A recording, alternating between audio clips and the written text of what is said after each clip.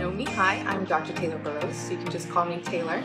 I'm a retired therapist, a marriage and family therapist, and mental health counselor. So I'm retired, and now I'm a vetting and relationship expert. I do consultations mostly and coaching now, but I work with men and women, both single and coupled or married. And I work with them on developing their ideal selves, their ideal lives, and learning how to build ideal relationships as well. Not even just the ones like with their significant other. That relationship is primary, but also other relationships in your lives as well. Definitely starting with that relationship with yourself. So today we're going to get into some good nuance. I love having some dialogue about nuance so that we can expand on topics and not just stay at the sort of easy black and white surface level stuff. So we're talking about male and female relationships today in regards to friendships specifically and how to navigate them in a healthy way, whether you're single, whether you're coupled. And one of the things that I wanted to bring out, I've been talking about this a lot lately and getting a lot of pushback. Hi guys, I'm just seeing a bunch of people who are showing up, so welcome and thank you.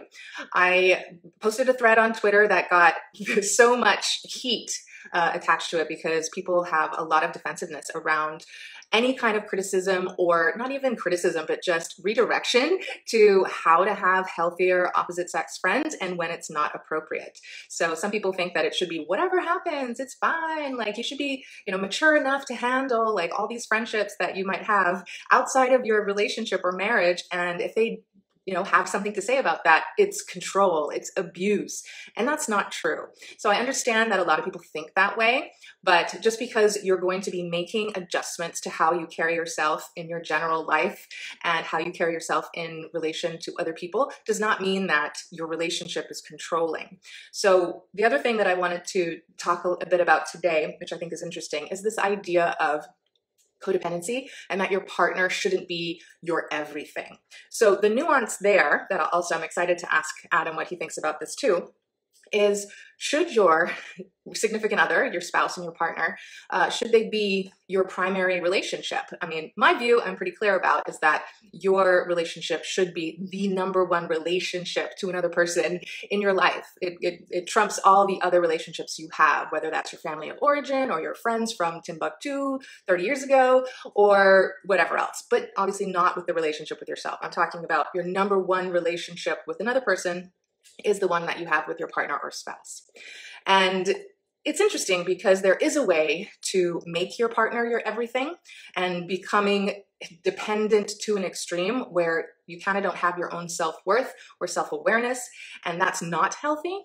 But I'm excited to dig into this topic today with you. So I knew we would do it. There we yes. go. It's good to see you, Taylor. Yes, it's good to see you too. Thanks for joining us today. I know you're a busy man. Oops, sorry, more technical difficulties. Yeah, I've seen you doing like lots of lives and events lately. I caught you on TikTok yesterday with a gentleman I've never heard of. Who is Josh Terry? Yeah, his name's Josh Terry. He's cool. I love him. His whole thing is pulling systems apart and seeing how they work and then putting them together in a smarter way so you know what to do. It's pretty cool. Well, I know, you call yourself an attachment specialist now, but if you wanted to do a broader intro for yourself, so those of them that don't know you can get a little bit more familiar. And I know they can find you everywhere, but especially on TikTok, you're blowing up over there. Instagram, we want everyone to follow you. So if you're not already following Adam, do give him a follow. He's awesome and he's building his brand brilliantly. I wish I had that kind of work ethic and structure, but everything that you put out is so helpful. So I know it will benefit anyone who starts following you. Well, thank you. Yeah, I'm Adam Smith. I'm an attachment specialist.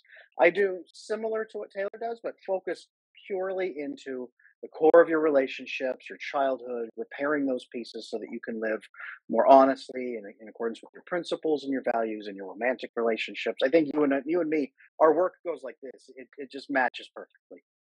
Absolutely. Yeah. Oh, and I also had you on my group coaching a couple of times with the men and the women, and those were great presentations and conversations that we had. I think we talked about conflict resolution and then like how to be like a healthy patriarch for you in your life by yourself, but also in your relationship. So lots of topics that sort of overlap, and I think they're very complementary between the work that we do. So I really wanted to bring you in for to talk about this topic, but also because we have this nice peer working relationship. Obviously, it's friendly as well, but Yeah.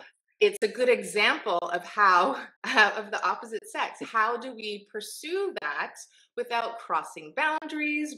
You're married, you've got 4 kids, is it? Yes, it is now. For now. For now, until we get the next 5 or whatever she's going to get me. Yeah, and so I'm partnered as well. Not hmm married yet, but how do we pursue that? How do we talk? Like, there are things that need to be taken into consideration so that we're respectful of our relationships, because if we didn't, I think it would have a much different tone to it, right? But it's Oh, just an big example time. for us to maybe use as a model for other people too who might have questions about that. Yeah, that's a good way to think about it. I'll talk about my perspective, and you can tell me Sure. if it's your perspective, if it matches or not. I value you, talking with you, working with you as a colleague, working with you professionally. I do view it as a friendly professional relationship. If I had emotional things I needed to talk about and needed emotional support, I would go to my wife. If I needed emotional support from a colleague, that's when I would go to you, because that's the distinction for me. There's those professional pieces. You and I can work on projects together, but I shouldn't be coming to you and like crying about my finances or about my mom or my friends. Like there's definitely lines there. I always tell people when you bond with other people, right? The vasopressin and oxytocin in your brain, you have an opportunity every time you have an experience to bond with somebody. And why wouldn't you direct a lot of that bonding toward your primary partner? Why wouldn't you do that? It's a great opportunity. Um, and then if you're not, I mean, depending on what your attraction is, but if you're not attracted to same sex peers, like most people are not, there's not a risk to your primary relationship to bond with same sex peers either.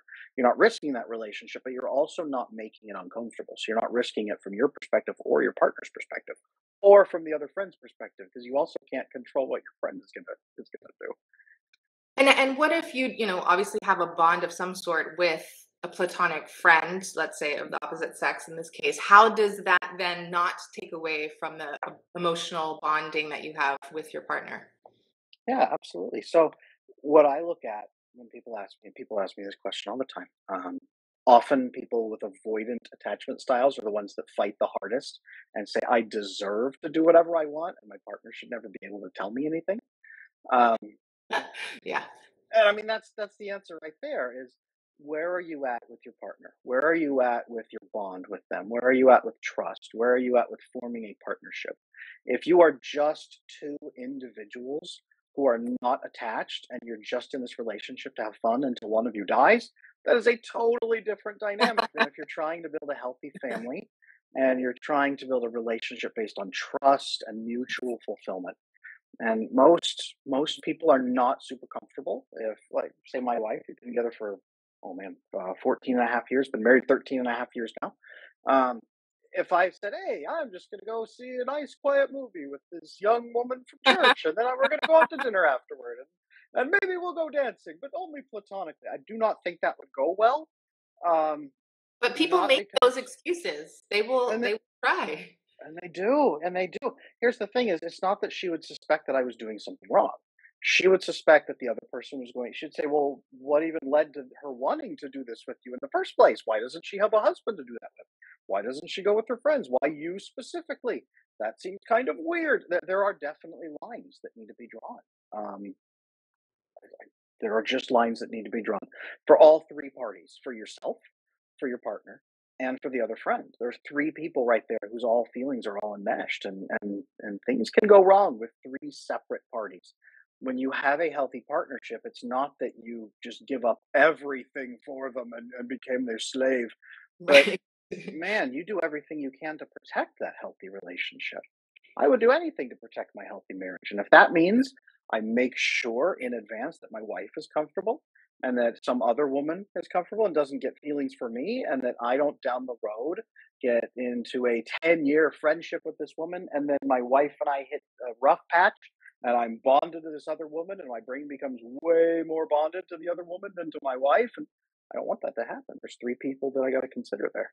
Yeah, and prevention is so much more valuable than trying to think about curing or trying to repair some kind of injury later on down the road, right? People have that saying about I'm not gonna ask for permission. I'm gonna ask for what is Forgiveness. for forgiveness. But in relationships, this is the wrong way to be thinking about things, right? Like Correct. you have Correct. to turn that around and really understand that putting the relationship first, you have to have that critical thinking of what, even if it's an impression, like a bad impression, can Hmm. create injuries to the bonding, to the intimacy, and can create risk and threaten that sanctuary, basically, that is your relationship. Absolutely. And for me, it's not just my wife's feelings, it's all four of our kids. So when we Right. look at that, we say, okay, let's do everything we can to prevent any harm to this relationship, to protect our marriage, our kids, our financial assets, our grandkids when we have them someday.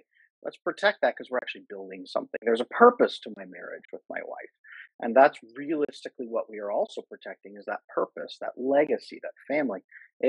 Again, the only people I've known who say I deserve to have whoever I want, whenever I want in my life, and my partner is stupid and controlling if they say otherwise.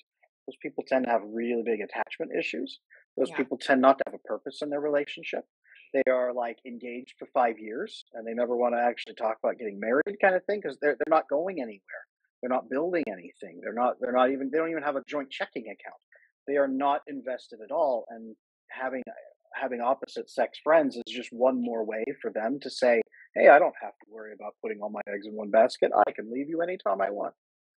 It Yeah, seems to be. that's definitely a factor. I would always also say that it's a little bit of like a consolation as well. Like when you haven't vetted properly to find like the right partner for you, you want to look for the whole package and someone who's compatible. But if you've been lazy and there's some major deficits there, you kind of like, well, I can get this need met over here and kind of make it work. And that's usually not going to last very long. You'll see other issues popping up that are indicative of those problems too. Yep. And there's lines. Every couple has to draw a line. Every couple has to draw a line. For some couples, monogamous couples like me and my wife, that is the line. Is let's not risk it. Let's make sure it doesn't look bad, and let's make sure nothing happens 5 years from now. It's not tomorrow. It's 5, 10 years from now. Let's make sure nothing happens. Other couples say, no, it's fine. We will just talk about this and be open. Have open eyes. Both of us are actually okay with it, but don't be anywhere weird and compromising with them where it would be really like strange.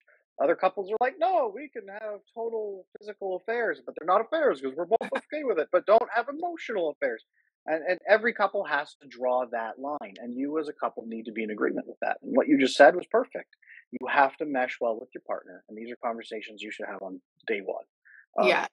Are we both going to have same sex friends and opposite sex friends? If so, where's the line? Can we sleep over at their house and not worry about it? Can we get completely drunk with them and not worry about it? Can we? Where's the line? Every couple has a line, and you got to talk about it. Sure. I mean, I do think that it's important to have those similar expectations and relationship ethics, I like to call them. But oftentimes, you don't always make every point explicit. You know, you don't really have the conversation for every Totally. issue until it Yeah, starts to emerge and surface. So I don't. I just want to be realistic, makes right? sense. The Makes just sense. say no platform, like you do need to understand people are human and they're not going to have this sort of sit down meeting, not everybody, and you can talk about a lot of things, but as they come up, if you've sorted out the basics, right, your shared values, your shared lifestyle, you know, just general things about you, like you're both growth minded, solution focused, you're good at conflict resolution, then you can handle spontaneous things that come up better than the average couple probably. And I think these things as they emerge, it's just really that openness and leaning into to your partner and respecting them. The respect is so important.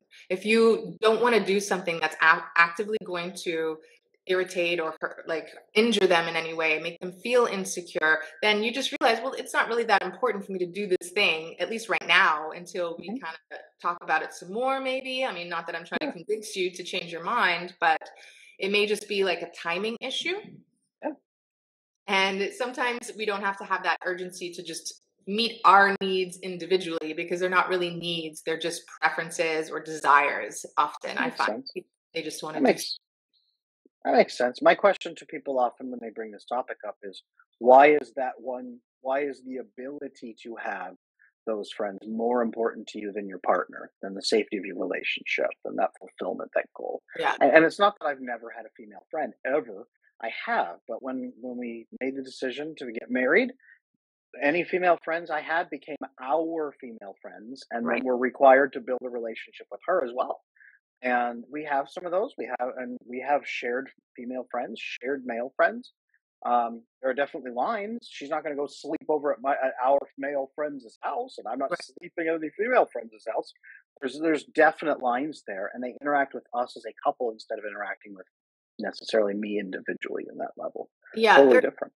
There's a lot of layers to it, because like you said, it's either, the friend is single, or the friend is coupled, or they're a new friend, or an established friend from your has a history there. Mhm. So when you think about all those different factors, it's a case by case basis sometimes. You Mhm. can't have one kind of blanket rule, but it's a general guideline, and a mindset that you're not going to invite something sort of insidious that's going to affect your relationship, your primary relationship, Yeah. negatively, right? Yeah.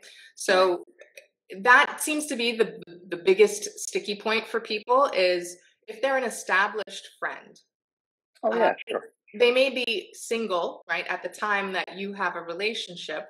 I mean, I would be surprised if they want to stay single for the rest of their life. The intention is probably for them to be coupled too, but they're single at the time. Doesn't mean you have to rule them out completely, Oh but yeah. it has to shift, right? Your Yes. relationship with that friend has to shift. I say, like you've mentioned, it's really important to avoid being one-on-one with your opposite sex friend as much as possible. Like, if it's one thing if they pick you up from the airport, if you're traveling into the city, or there's some kind of big event, and I don't know, like something logistics comes up that you're alone with them, you should have enough trust with each other and respect with each other and your partner that it'll be fine. But you're not going to really pursue those social experiences one on one, because then it's like a date, like you said. It's Yeah. just awkward. The problem isn't if you're out of my sight for even 1 second, an affair is gonna. No, that's not the problem. The problem is an ongoing, intimate bond with somebody who could any of the three people involved could get hurt, Yeah, or four people if they have a spouse. Any of the four people at any time could get complicated, could get insecure, could develop feelings, could all of that because you are bonding with those people, and we mhm, are biologically designed to really like the people we bond with and to seek out that comfort, and shifting over into that romantic feelings can be very natural during those times, especially during curveball times where they're really tough. So yeah, it's not the one-off times. Exactly, you're right. It's building a life pattern that is consistent for your goals of your relationship and for your life overall. Totally feel that.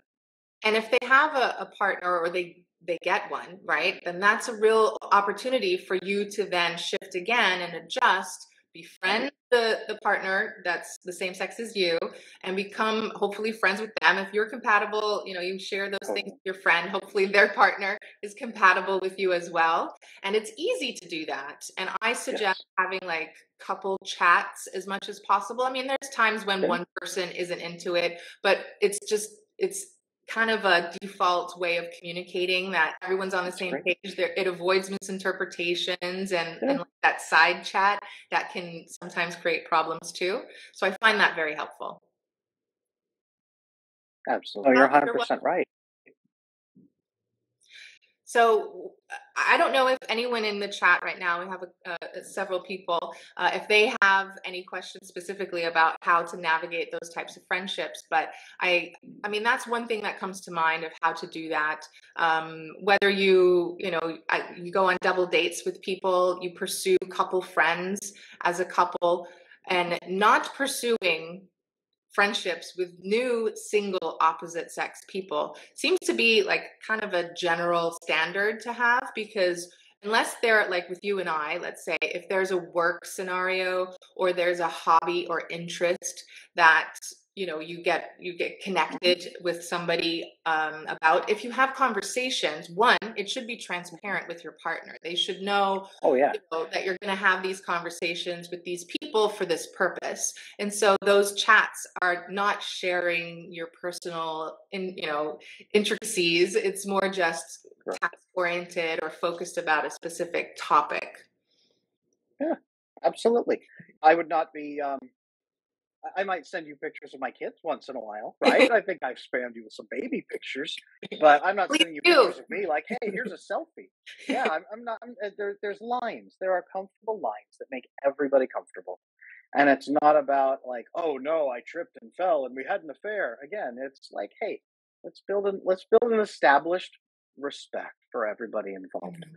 and that's my line and it's your line, and that's why you and I are able to be professional friends and have a friendly relationship is because neither one of us is trying to cross that line or get weird about it also. Absolutely. But let's say I was single. How would that change? Like, how would maybe the way you approached those conversations shift? Hmm. Oh,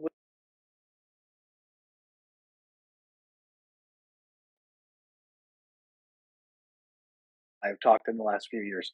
You might have been. I don't know actually. I 2019. don't know your Yeah. relationship history secretly. Perhaps Oh it's yeah. Okay. There we so. I go. hope that worked, and now my video's on. Yay! Uh, I don't think a lot of people just have that depth of intimacy Yeah. with their partner or spouse. I don't think they share themselves openly. That transparency. You can Sure. call it vulnerability, right? But I like to Yeah. use the word transparency because not that you have to vocalize or No. verbalize everything, but just having that nice yeah, closeness, openness, I think it creates that safety that a lot of And it couples does. If lack. you have total emotional intimacy with your partner, it really cuts down on any of that risk. So then they are more comfortable if you talk to males and females or whoever it might be. They're way more comfortable if your emotional intimacy is massively high. It gets way more comfortable, and it also depends on the other person and what the other person's doing. If my wife is talking to our priest, then I'm not sitting there going, "Oh no, she's talking to our priest at church right now. What's happening?" I'm like, "Oh wait, no, he's the priest and he's at church." If I was talking to a nun, she'd be like, "Well, no, he's talking to a nun. It's probably fine." If I am talking to a woman who has been we know she has been insecure, she's desperate for love, she has attachment issues, she's eager to earn approval from people, that would probably make her really uncomfortable. Very different story. And you know what's probably important for us to touch on is, when does it become controlling and abusive Good in a question. Do you have relationship? an answer for that? Well, I do think if someone's level of insecurity is just coming from their own wounds and their Yes. own maybe pathologies, and you have to tiptoe around them and walk on eggshells, and you haven't created any concern from your end Hmm. that you would betray them, but they are that overly sensitive Hmm. or, let's say, domineering, then that's Yeah. a little bit different, right? Like, I think that they're really going to try to keep you from having any type of freedom or autonomy. Um, but I do believe that it is tricky to Hmm. describe that nuance. Even though I think Hmm. it's pretty obvious to me, I think trying to articulate that to other people can be quite difficult, because I see relationships, secure, attached relationships, as quite Sure. interdependent. And I mean, like, I spend most of my time with Dennis. So, I mean, some people might think we're too close, but that's Yeah. a matter of opinion, right? Like, I can still have my own time away from the Right. relationship, and we can, not be too anxious about what the Right. other person is doing. So there are reasons why it's secure. But if he were kind of, taking that ability away from me, or telling me and demanding me to do certain things or not do certain things just to make him feel like he had control, then that would be Totally. a whole different Here's how I story. draw that distinction, and you're right. Here's how I draw that distinction: is if I'm going to have any relationship with an opposite sex person, with a woman, there is a explicit purpose to that relationship. So my relationship with you, there's an explicit purpose. We are colleagues. We are helping each other. We can support each other professionally, and we get the same jokes, and we can be friends that way. We have an explicit purpose to our relationship. If I said, "Hey, I'm going to go hang out with Taylor," she would say, "Well, what are you guys going to do?" And if I said, "Well, I just want to get closer to her and just know her," that would be kind of like, But that would be me disregarding her feelings and disregarding your feelings and disregarding those boundaries. But if I have any purpose, any explicit purpose for being with you at all, then she would say, "Yeah, okay, cool, that's totally fine. You have an explicit purpose for it. That makes sense why you would go spend time with Taylor. You guys are going to have to talk about this course you're building, or you need to talk about this credentialing program. That's fine, cool. Have fun." That totally different. And so when I look at that, when you ask like, where is the controlling line? It is the line where the person says you are not allowed to have any relationships with anybody on the opposite sex, even if there's a purpose to it. I don't care what the purpose is. I am not okay with it. That's where I find that. That's where I see the control could start kicking in. It's the purpose. It's the purpose. What's the purpose Yeah. of the relationship? And then say, okay, that purpose makes sense. Cool, do it. And I also think, if you tell me if you agree or not, that having like different values around that is kind of what will create this opportunity of someone either trying to take control or being able to negotiate certain Yeah. nuances, right? Like if you totally share the same values and you're both like, no, this is the rule because we both agree on it, then it's not controlling. It's just maybe your shared value around a very rigid boundary. So I would say it's a rigid boundary, but the control is when you disagree and it has to be your way or That right else. there, I mean, that's so much closer to avoidant attachment style. I've never heard I have never heard a healthy, securely attached man or woman tell their partner, "You are never allowed to be around those other people, and it's my way or we're done." I've never heard that come out of a securely attached person's mouth. It is always, "Hey, this is kind of making me uncomfortable. Could we draw some comfortable boundaries so that I am comfortable, but we're also not strangling the life out of you so that you're also comfortable? Can we both be comfortable, but just draw boundaries?" Like my wife would say, "Hey, it's cool. You want to go see Taylor and do these things? Cool. Please don't hang out alone at her apartment at midnight. Please, please go out and have lunch with her. Go out and meet in a cool public place. Meet somewhere where you are not totally alone, and that would be ideal." I'd say, "Yeah, that makes total sense," and I think you would probably agree, or you would probably say, "Adam, let's not meet somewhere totally weirdly alone at midnight. Let's meet somewhere comfortable and have lunch together." It's that willingness to work with the other person as a human being, instead of saying you are an object that is making me uncomfortable and you, the object, will yield to me, or else I will hurt you, the object. That's that control line for me. Right. And what about like maybe what was I thinking? The I guess it's like, sorry, I lost my train of thought when you were talking about that, but I think the implicit invitation of the other person, like your partner, is invited. Like they can come if they want to. Good Like it's call. totally cool if you want to come, but I don't Good think call. that it would be very interesting or enjoyable for you to come.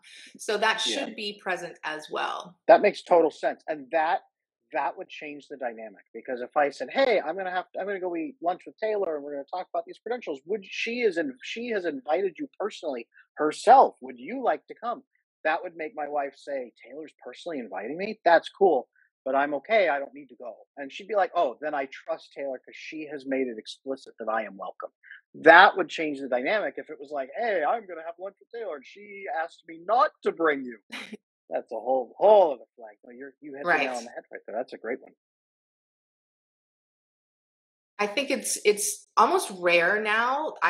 From the stories I hear from clients that I've been working with, that people are that respectful. They just take it for granted that they can ask for whatever they want and they don't think about these boundaries for people's relationships. But someone who is, I don't know, aware of these things, maybe more mature, understands it from the other side as well, and they communicate that respect.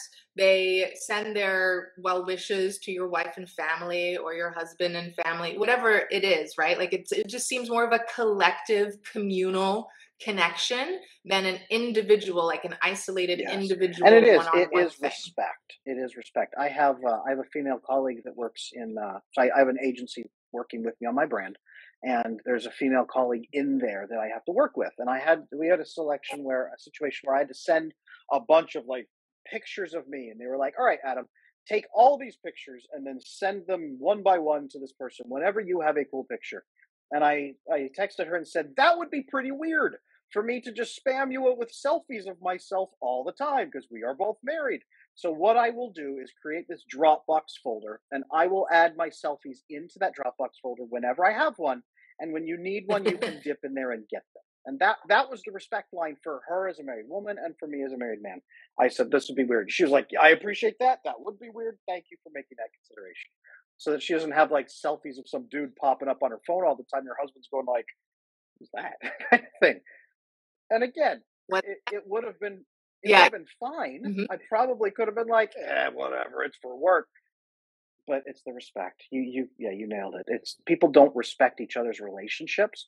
People don't even respect the people they're in a relationship with. No. People don't even respect themselves or their partner It's true. I think because it's common to see relationships, maybe when you're younger and maybe when the relationship is new, more likely, but they see them as temporary or, kind of anymore. peripheral to your Right. life as an individual. And like this relationship that I'm in is new. Why am I going to, discard all of these other connections that I Right. have for this new person? But then are you really invested in that relationship if you don't see it Dude. as your future and the future husband or father or mother of your future children? Then I you need to work on that and figure out I what just you have this image in my head of a prioritizing. young, like 21-year-old woman saying, "Oh, my male friends are forever, but my partner is temporary." And that right there is the issue of Yeah. like you have swapped around Yeah. your life partner for your friends. You have swapped them around. Yeah. I actually saw this morning. I woke up 5:30 and I saw this comment on one of my Instagram posts that it was about opposite sex friends from a few weeks ago or whatever, and someone left a long paragraph or two saying exactly that, Adam. She said, "Why the hell would I drop my male best friends for a new boyfriend? Like, what sense does that make?" She literally said that. And so I was trying to say, watch the IG live. We're going to talk about it at length. Yeah. So I hope she's watching, but understand that you can create a way to blend established friends with the opposite sex and your relationship, but you have to respect your relationship enough to even look at it and say what is appropriate and what isn't appropriate. How do these boundaries need to change? And is this relationship really something important to me that I'm Yes. going to be investing in and Yes. prioritizing What a forward? statement though. They're just my partner. Why would I change my friends for my life partner? What a question. I mean, that right there, Yeah. that screams avoidant attachment to me right there. Like, hey, I'm not going to get invested in this relationship. No one's going to tell me how to live. I will do whatever I want. And here's all my other people on the side that actually make me feel good, unlike my partner. That right there, oof, that's rough. Would you say this is kind of like the complement to the Yes. male orbiter in a way? Because this is like the female version, but I don't know what to call it, where she wants that emotional intimacy, but she compartmentalizes physical intimacy in a way I'm that gonna she be can feel safe, I'm gonna like be avoid it. brutally honest with you Yeah. and any female viewers in the channel. I'm gonna give you absolute brutal honesty, 100%. The men who are best friends with women are usually anxious attachment men who have nice guy syndrome, who are trying to earn their way into her pants, and they are secretly hoping that someday they will get her to be so grateful to them that she will realize he is unlike any other man on earth and will give everything up to be with him. I have never, ever, ever seen a situation that was not like that, unless, again, there was some extreme predisposed dynamic in it. I'm thinking of like saints throughout the history of male and female saints with vows of chastity supervised by like but that's what it is. Guys who are best friends with women and spend all their time with them are not usually healthy, secure attached guys because those guys are avoiding male bonding, which usually requires some more security and some more roughness. And they're guys raised by single moms and their guys raised to think that women are all their mom and they have to earn good boy points from her. And that is really what is happening. It is male orbiters that she thinks are her friends and she's keeping them around. Either she knows that they're male orbiters or she doesn't, but either way, they're backup options, whether she knows it or not. Absolutely. And the most recent post that spurred me to plan this IG Live was about how to and why male and female friendships develop in a healthy way, right? Because I think there is a place when you're single, especially, and if you didn't have healthy opposite sex family members, like the opposite sex parents, then having a female influence in your life or a masculine influence in your life can be very cathartic and healing for you if you pursue it with integrity and keep the sexual elements out of it. And places for that. So I guess I should not say that there is never ever a case where there is never ever, but I have never seen a man who was best friends with a woman who didn't have some attachment issues and wasn't trying to secretly hoping someday that it would happen. I've never seen that in all my years of licensed professional therapy work as an attachment specialist, even just professional, even just personal. Have you? Yes. I'm speaking with someone now who actually just lost like the opposite, his best friend was the opposite sex and she died.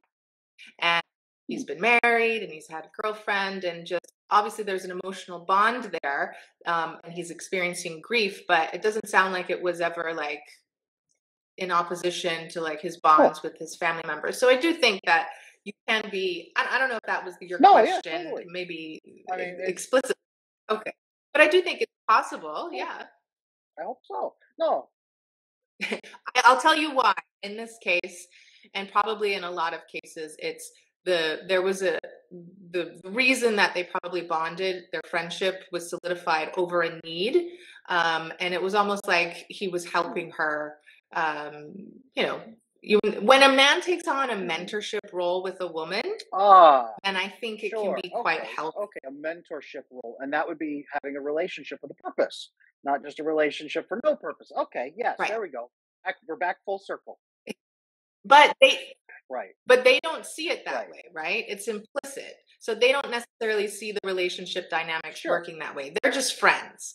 But if we're looking at it, we can see that. So that's why I think when I've talked to especially old, like let's say not old men, but like older men who are friends with younger women, I tell them the same thing. Now, if you're attracted to them, don't be going out with them on dates if she only wants like a masculine influence in her life. You're going to be the creepy old guy that hits her if you don't honor that boundary. So they have to decide, am I her mentor or am I trying to date her? And it's a good dynamic in a relationship to have that purpose. So their relationship is that mentor. That's a wonderful relationship. And I think that can work. That can work specifically, yeah. Beyond just being best friends, though. I think that there's a purpose there. Yes. And so maybe that's a good takeaway for a lot of people to have in mind from this conversation is just having that frame of that purpose, that you're friends for a purpose and you can articulate that, and you're not like sidestepping your partner to attain this kind of vessel of honesty or intimacy with somebody else of the opposite sex, right? Like if you can't redirect that conversation to your partner, there's a deficit there. There's some lack of intimacy or transparency or vulnerability or, just with you in your relationship that needs to be addressed. I don't have to have specific walls in that way with my male friends. I can drop those walls. I still have walls. They're not going to come live with me like and sleep in my bed like, hey, I'm scoot over, I'm going to sleep. No, that's not quite going to happen. But the worry is not there. I don't have to worry about how deeply I'm bonded with them. I don't have to constantly check that relationship on both sides to see if there's anything inappropriate. I don't have to. The wall can come down. And if I have a relationship where that wall has to be there, why?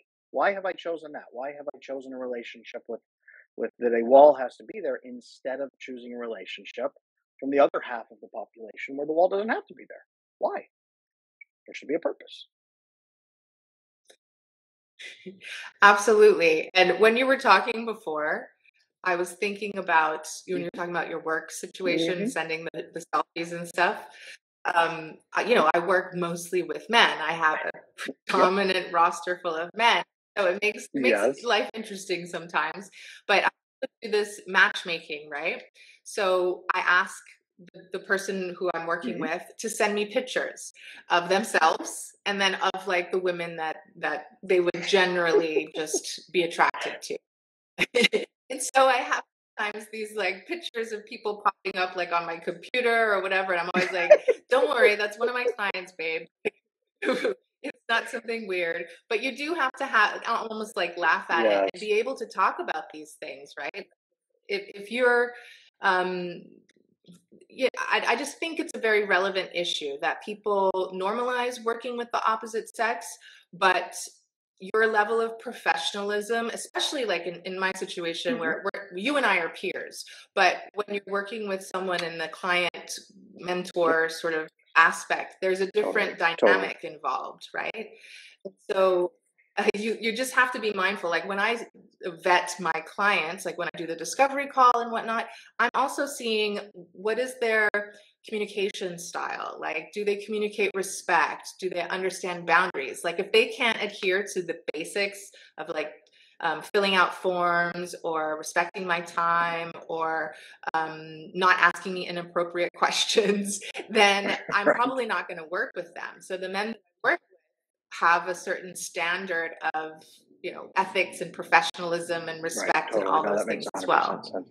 The world is just so much easier when people just respect each other. Absolutely. But how do you like, I don't know, how do you address that like explicitly with someone? Like, how do you bring up issues of respect? Do you think it's just through the way you act and the way, you are treating them and then observing how they reciprocate or Mm. don't Good reciprocate question. that type Good of question. behavior? Because I've had a lot of female clients, a lot over the years, just like you've worked with a lot of male clients. I introduce it as here are the boundaries. I am implementing these boundaries to respect you, and let's maintain these boundaries for mutual respect. Is how I do it. So I do it. I introduce them, and then I make it explicit that I am going to be respecting them, and then I also make it explicit that these are expectations for both sides. And then if something is crossed, I give them that first warning, and I say, hey, you know what? Just so you know, this is a respect thing. Let's not do this. Let's do this instead. Keep it like this. And if they cross it again, Mhm. well, then they are not respecting me in general. It's not just that they're not respecting that boundary; they aren't respecting me as a person, and they're choosing to cross those boundaries for me, which is a whole other thing. If you can't respect someone's boundaries, you don't respect the person. Yeah, and I mean, this is kind of a tangent, but I do think it comes up a lot. So it's relevant about boundaries because people don't always seem to realize that boundaries can be too loose or lax, Mhm. or they can be too rigid. There is a sweet spot for that healthy boundary, and there's some subjectivity depending on if you're talking about in a relationship. But ultimately, sometimes people are too rigid or so um, like almost controlling with Mhm. their requests of people that it becomes abusive when they're saying, "But you're just not respecting my boundary," and it's actually the opposite. It's more like they're the covert Yes. narcissist and they're being controlling by demanding things that are don't That even and make that much is very sense. true. So I've had women that are like, "Hey, can you come over and we can hang out or we can do this and this?" I'm like, and I'll tell you, you know what? I'm married, so I don't just hang out with women randomly, like alone at all with any women. I would love to meet with you in anywhere else, but for the comfort of my wife and myself and for you and for everybody, that's a line I'm not willing to cross. And most women say, "Oh wow, that makes total sense. Thank you for letting me know. Yeah, I'll definitely meet with you at the coffee shop." Most women, they get it. Even if they weren't raised with it or it's kind of new to them, they're like, "Oh, wow, no, that makes sense." And then they like it because then they know they can trust me even more because I'm not ever going to cross that line with them, so they can drop their guard a little bit more and not have to worry about me. The few women I've ever had that were like, "What? That's weird. Just come over." It became very clear that that was not ever going to work. So I would have to say, I'm not really comfortable with that. I got to respect my wife and myself and you. Sorry, this is not going to work. If you ever change your mind, I'd be happy to meet you in public. And that's usually the end of it. That's the end of the conversation. We're just no longer compatible to even have conversations. I think that's the paradox too, is that people assume having standards, having expectations, and having boundaries that are healthy are going to turn people off, or yeah, that they're Yeah. going to be unpleasant. But when they're done appropriately, they're actually quite inviting and Yes. they make you feel safe. And so it's kind of like parenting with kids, like discipline. You don't want to do what you're told to do, but ultimately discipline creates that safety, and we do take to it once we challenge that assumption that we should just be Totally. able Yeah. to do I saw whatever we Kieran just posted a want. comment down in the chat that says, "Are they testing boundaries?" Yeah, that's usually where that's going. I mean, if a woman is demanding that I meet her alone somewhere, again, I've stated it's a respect problem, that I'm married, and it's a respect for all three people involved. Yeah, that's usually like she may not be planning to do something, but she's probably planning to manipulate me in some fashion. And yeah, the boundaries, the faster you put up healthy people will thank you for putting them up and then will talk to you about them and elaborate on them and then share them. And unhealthy people will start demanding that you Yeah. violate them. And that right there in itself is a huge, huge, huge test for red flags. And we haven't talked about validation that much, but I do think that this is the subconscious motivation for a lot of people, right? And then when they feel offended, it's because you're taking that source of validation or that opportunity for Right. validation away from them.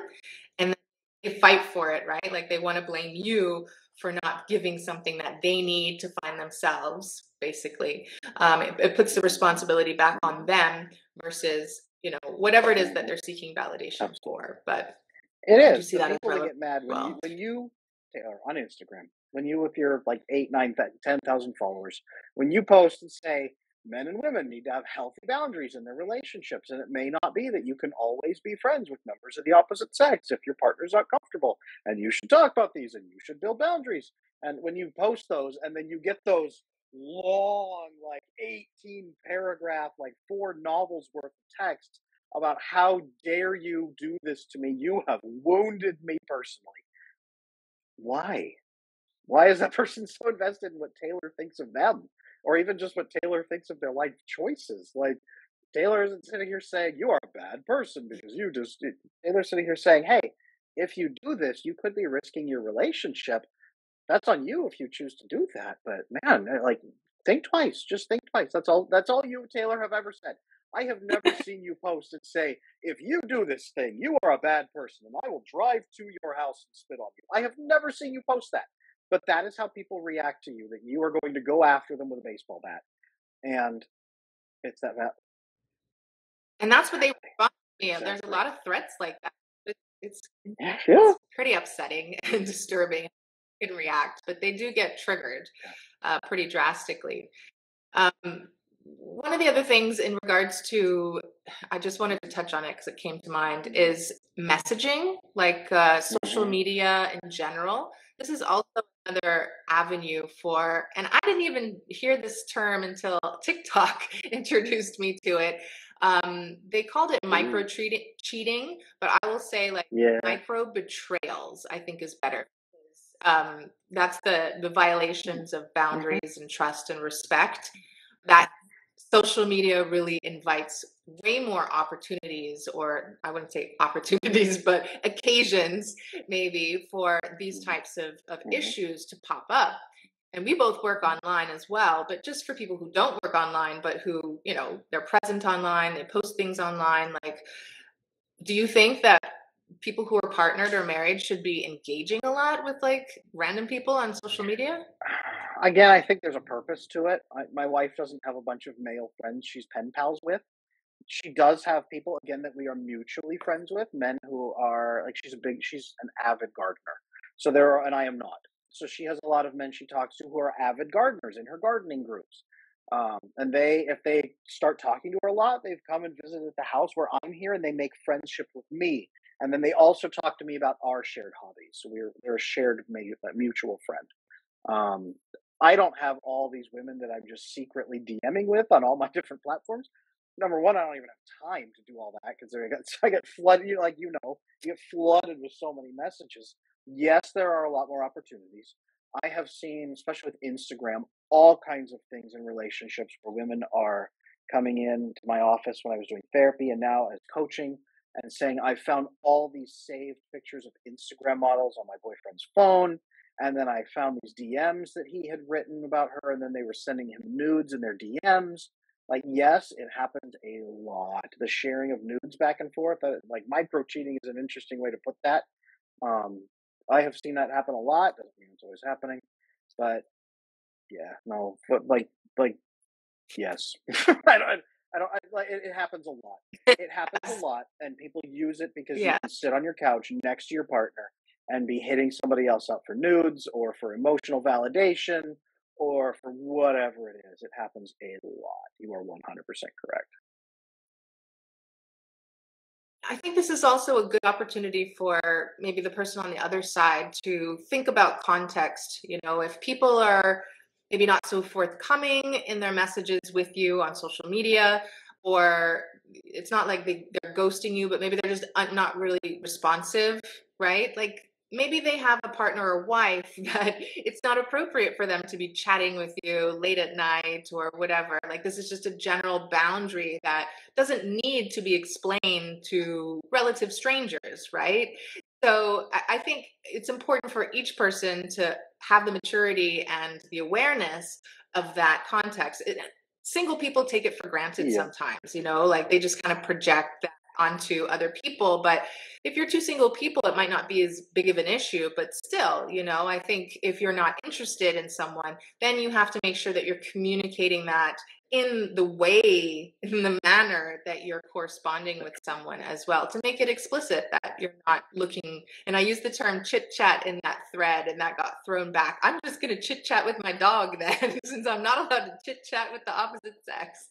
But what I meant by that is the purposelessness of chit chat, of just like sharing about your yeah, inner world and what's on your mind, your feelings. Like if you're just going to have that kind of purposeless, aimless conversation, that's where it gets muddy and confusing, and people can yes, get led on, yes, and things can happen that are a little bit messy.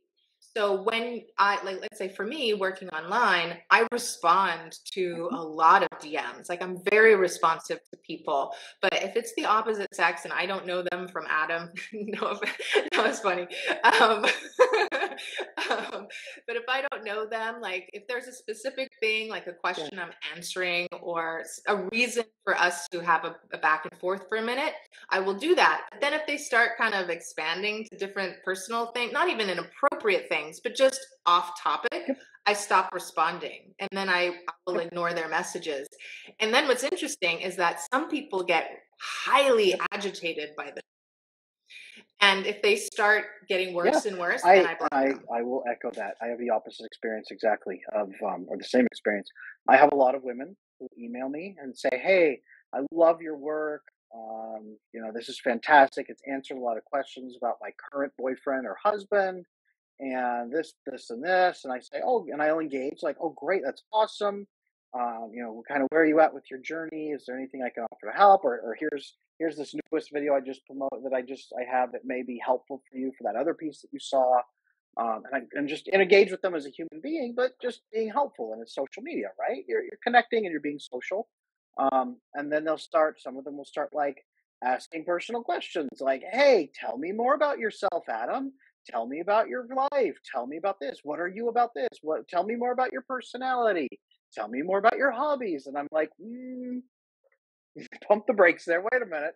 You just told me that your relationships have been pretty bad in the past, and you are now emotionally engaging with me and trying to get closer to me. It's like, so I do the same thing. I will stop responding at that point and just put my energy elsewhere, and hopefully let they kind of slow down and say, okay, wait a minute, he's not engaging personally. Um, some of them do get pretty upset. And they're like, "Hey, why aren't you talking to me?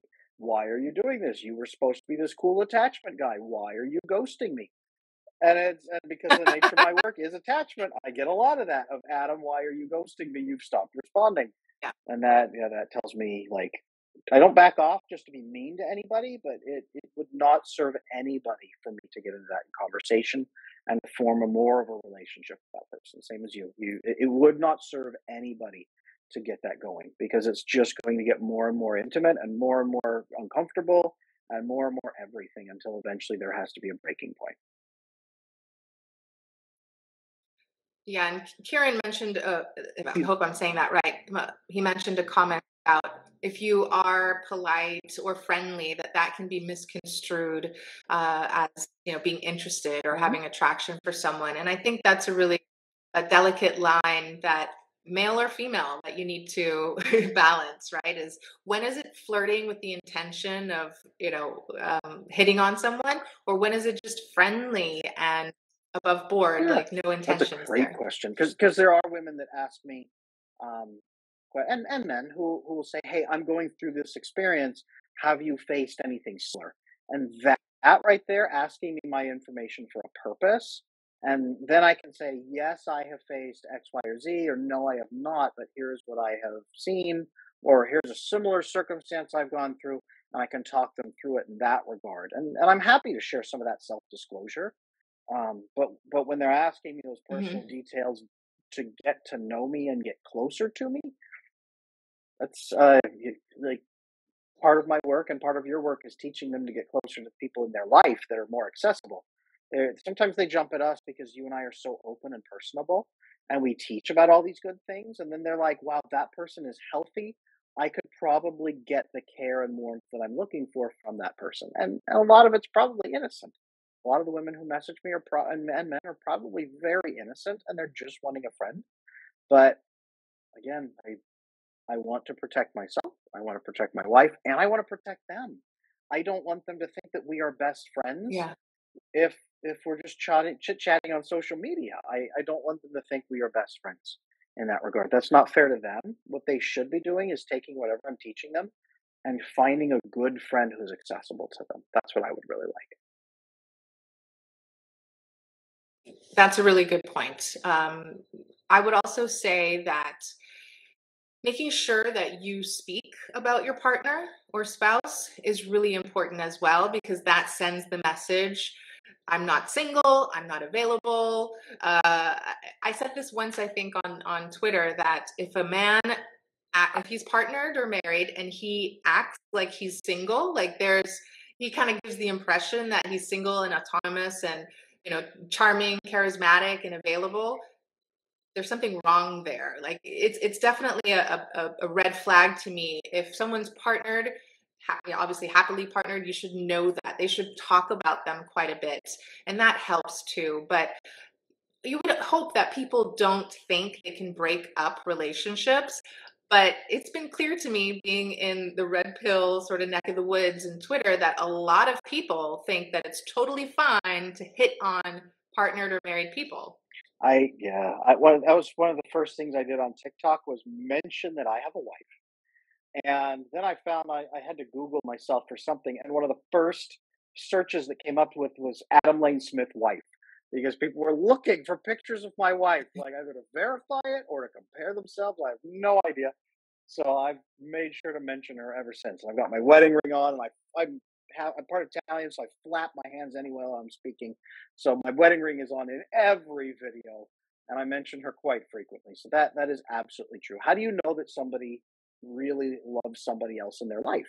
They talk about them all the time, and that intimacy is there, and because they're always thinking about them, and that person is a part of their thoughts and their memories and their personal experiences. That person is there, so they're going to mention them just by default. And yeah, 100%. That's one of the first things I mention whenever I do any coaching. That's one of my self disclosures up front of here's my training, here's my experience, here is what I can offer you, and here I have been married for 13 and a half years. Partly to mention my marriage experience, but also a lot of women, they're kind of like this at the beginning. And then when I mention I'm married for 13 and a half years, they Mhm. kind of like their shoulders kind of relax and their blood pressure goes down. And they're like, oh, he's married. And I'm like, yeah, and I have 4 kids and these 2 daughters, and they're so great. They're wonderful. And then they're like, oh, there are women in his life. He is not a sociopath who is going to try to murder me. He has women in his life and he's used to interacting with them. He's probably a safe man. And that right there, that is a huge badge too. So there's multiple reasons to be able to mention that. Yes. And speaking of her, I don't think I've ever seen her, a picture of her, because she uses an avatar on Twitter. But your wife, do Nope. you say her name? She's very private. She's very private. Nope. Okay. Yeah. But it would be lovely to meet her one day and then obviously respect your boundary of not sharing anything that you wouldn't want That to would be be cool. shared. But do please give her my and Dennis's best. Like, it would be awesome to meet That in would be person. awesome. That would be That would be lovely. fun if all of us could sometimes just, hey, let's go and we'll meet each other up. I would love to do that. That would be cool. We met Tanner and Tanner's wife and their kids, and that was awesome. But we haven't met the newest baby that they had last year.